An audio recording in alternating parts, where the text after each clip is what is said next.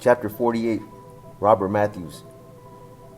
Word that Warden Matthews had prevented an escape by the Order and the Black Liberation Army spread through the Bureau, and within days there were rumors around Leavenworth that he was going to be promoted.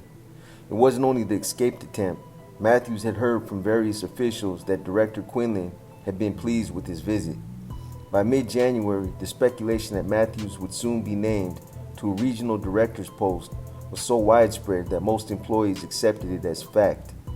Larry Munger, the penitentiary's personal director, confidently predicted one day at lunch that Quinlan would make the announcement about Matthews within a week.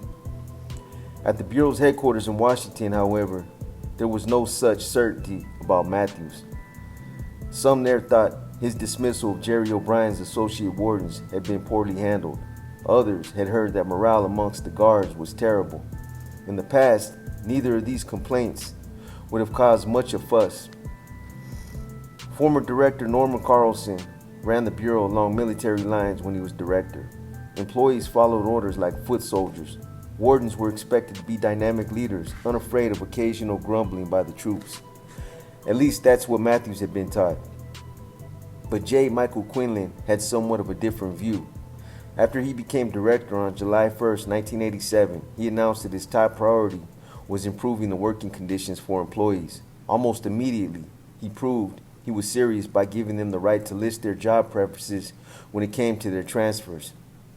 Nearly 1/4 of all Bureau employees were required to move from one prison to another on an average of once every 2 years.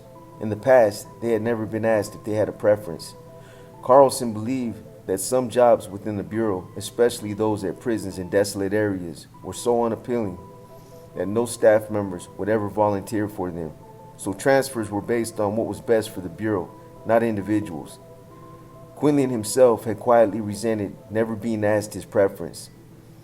There was a good reason why Quinlan had made keeping employees happy such a priority. As had been predicted during Carlson's last year as director, the Bureau was expanding, and Quinlan understood that it needed to make itself attractive if it wanted to recruit first-rate employees. "We have to be careful in the sort of staff members we choose," Quinlan explained. "The problem is that a lot of people come into this business because they have always wanted to have power over another human being for whatever reason, early childhood development problems or whatever, and that requires retraining and heavy emphasis on what is and what is not acceptable. One way to make certain that poor employees were weeded out was by having good supervisors. The hothouse had always been a training ground for lieutenants and other mid-level managers, so the fact that guards there were disgruntled took on new significance." The speculation about Matthews being promoted ended abruptly in February when Quinlan chose R.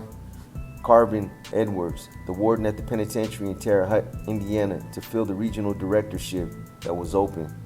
Edwards was black, and his speculation was seen in the hothouse as a double strike against Matthews. Not only had he not gotten the promotion, but Quinlan had chosen another black manager before him. For his part, Matthews quickly voiced approval of Quinlan's choice. "Edwards is a good man. I'm not disappointed. There will be other openings."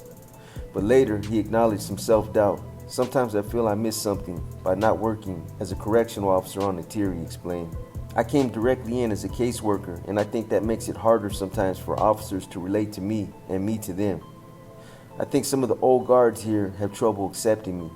At Benny's, the grunt guards celebrated when Matthews was passed over. "People are telling Quinlan what is really going on here, not just what Matthews wants to hear," said one.